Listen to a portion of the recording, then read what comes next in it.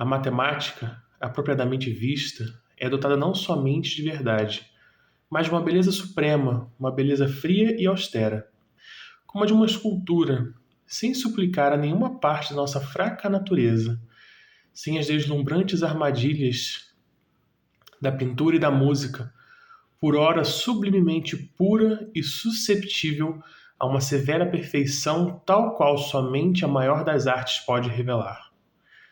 O verdadeiro espírito de deleite, a exaltação, o senso de ser mais que homem, que é o crivo da mais alta excelência, é encontrado na matemática tão seguramente quanto na poesia.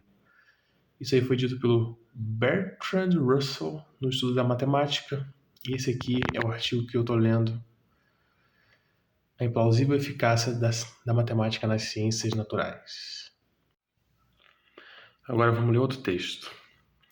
Todos esperam de ti que lhes deis o sustento em tempo oportuno. Dando-lhe tu, eles o recolhem. Abres a tua mão e se enchem os bens. Escondes o teu rosto e ficam perturbados. Se lhes tira o fôlego, morrem e voltam para o seu pó. Envias o teu espírito e são criados, e assim renovas a face da terra. A glória do Senhor durará para sempre. O Senhor se alegrará nas suas obras. Olhando para a terra, ela treme. Tocando os montes, logo fumegam. Contarei ao Senhor enquanto eu viver. Cantarei ao Senhor enquanto eu viver. Cantarei louvores ao meu Deus enquanto tiver existência. A minha meditação acerca dele será suave. Eu me alegrarei no Senhor. Desapareçam da terra os pecadores e os ímpios não sejam mais. Bendize, ó minha alma, ao Senhor. Louvai ao Senhor.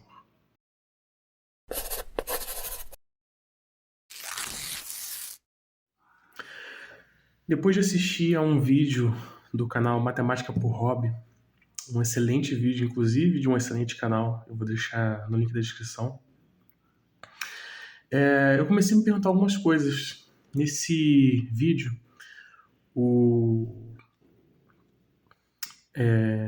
ele fala, né, sobre a busca do eterno na matemática.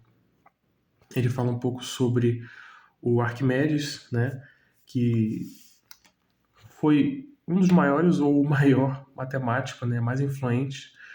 Tem uma frase que eu me lembro que ele fala no vídeo, que é: tudo que vem depois de Arquimedes é uma nota de rodapé no trabalho dele, né?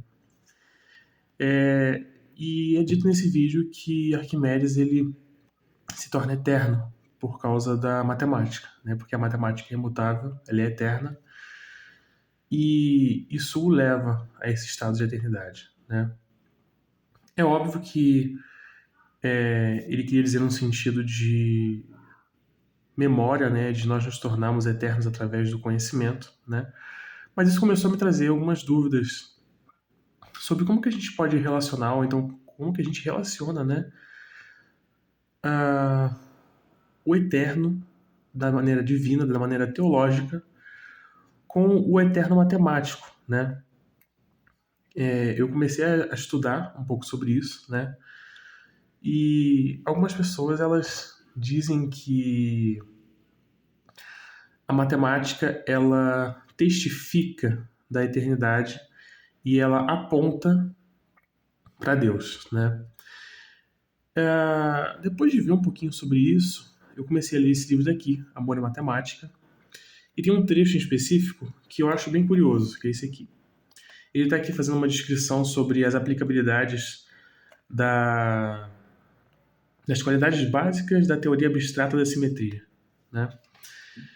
E ele já tinha falado um pouco sobre isso antes, sobre o quão impressionante é a matemática, né? O quanto que é incrível que a gente tenha uma coisa tão eterna e tão imutável, né? E aí ele fala aqui nesse trecho: o fato de esse conhecimento objetivo e resistente exista e, além do mais, pertença a todos nós, é não menos que um milagre. Fazendo as minhas leituras, comecei a perceber que mais de um matemático chegou a se referir à beleza matemática, ou então à forma como a matemática é aplicada, como algo milagroso, como algo transcendente, etéreo, né? Nesse mesmo artigo que eu citei no início, que também vai estar na descrição, tem um trecho que é assim: "Ah, a enorme utilidade da matemática para as ciências naturais é algo que beira o mistério e não pode ser racionalmente explicado." São atributos que muitas vezes são atribuídos justamente a Deus, né? Não pode ser explicado, é etéreo, é transcendente, né? Eu comecei a me perguntar assim, será que realmente a matemática ela não tem algum tipo de aplicabilidade espiritual, vamos dizer assim? Muitas pessoas já disseram que tem sim, no sentido de testificação, né? De mostrar algo. E olha que legal esse trecho daqui de Agostinho, Confissões de Agostinho. O que és então, meu Deus? O que senão o Senhor Deus? Pois quem é o Senhor, senão o Senhor? Ou quem é Deus, senão nosso Deus? Altíssimo, boníssimo, potentíssimo, onipotentíssimo, graciosíssimo, embora justíssimo, ocultíssimo, embora presentíssimo, lindíssimo, embora fortíssimo, constante, embora incompreensível, imutável, embora tudo mude, novo, nunca antigo, tudo renova enquanto acrescenta idade aos orgulhosos. Esse trecho daqui, ele me chama muita atenção, de Agostinho, porque esses atributos que eles soam contraditórios, né? Então ele fala que ele é forte e bonito, ele tá falando de Deus, né? Ele fala que Deus é forte e bonito, que ele é justo e piedoso,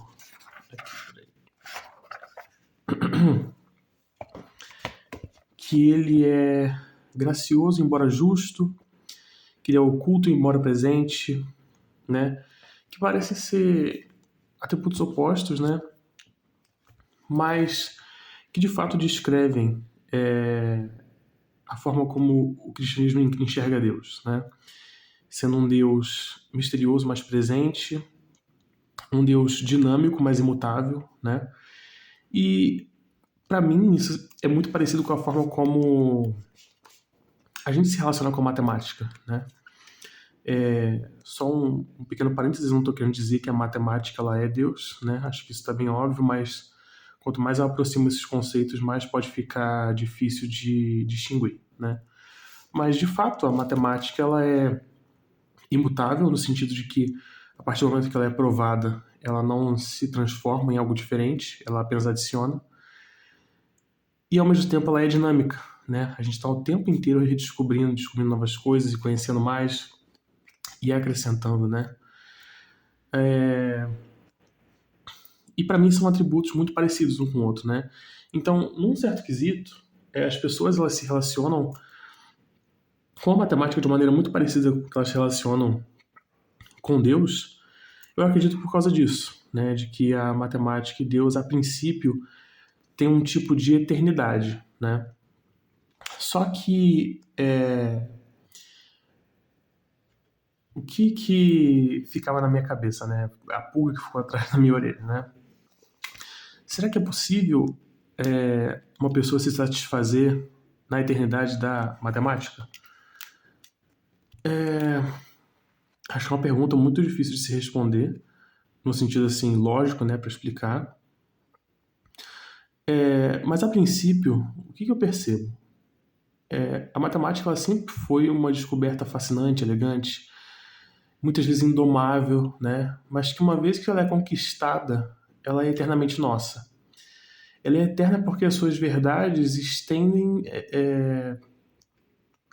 estendem imutáveis do início ao fim no espaço e no tempo. Ou seja, desde a criação do universo até o fim dele, ela vai ser a mesma, né? E como eu falei, existem muitas relações curiosas entre a matemática e a religião, e foi dentro desse vídeo do Matemática por Hobby que ele fez um comentário que eu gostei muito, né? Que ele fala que os postulados e os axiomas são como... Não são como, né? Mas algumas pessoas podem ver como os dogmas da religião, né? Você só tem que aceitar. E tanto que foi daí que eu comecei a pensar sobre essa questão, né? Mas assim, no fim das contas, eu acredito que enxergar o eterno na matemática vai testificar algo pra gente. Ou vai testificar da infinidade dessa matéria, né, que é a matemática, que ela é infinita. E aí, dentro daquele grupo de pessoas que tentam explicar ou entender como que a matemática se encaixa no nosso universo tão perfeitamente. Algumas vão dizer que é só acaso, né? Ou, e eu acredito que isso é inevitável, a gente tem que admitir que existe uma revelação teísta, né? Ou, no mínimo, de que existe alguma coisa que rege o universo que a gente não conhece ainda, né? Por que eu não afirmo que isso é uma prova da presença de Deus? Por mais que eu acredite em Deus, eu não acredito que existam provas racionais ou racionalistas da existência dele, né? Eu acredito que a única coisa que testifica ele é a palavra dele, né?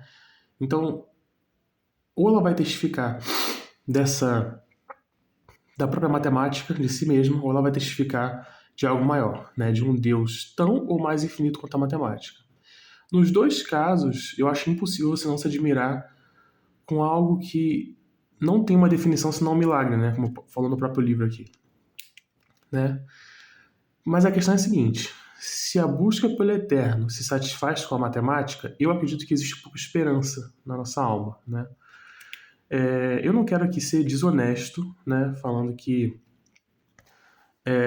uma pessoa ela está querendo dizer que ela está buscando um eterno de vida eterna, literal, que ela vai viver para sempre. Quando ela encontra na matemática esse conceito eterno. Eu acredito que todos nós buscamos a eternidade de alguma maneira, né? Eu digo a própria eternidade de vida, né? Mas enquanto uma filosofia, né, falar que a matemática é eterna, a gente não pode falar que ela é que vai nos tornar infindos em pós-vida, vamos dizer assim, né? Então, se a busca pelo eterno se satisfaz com a matemática, eu acho que existe pouca esperança. Porque para a matemática, tanto faz se a gente admira a eternidade dela, né? Tudo que ela pode oferecer a si mesma de forma passiva, quanto um plano, uma matéria a ser estudada, né? Um aspecto do universo. Mas nessa relação, a eternidade pertence somente à matemática, entende? Ela não compartilha dessa eternidade.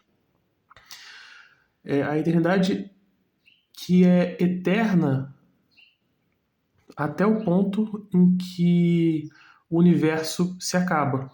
A eternidade da matemática depende da eternidade do universo, né? Ai.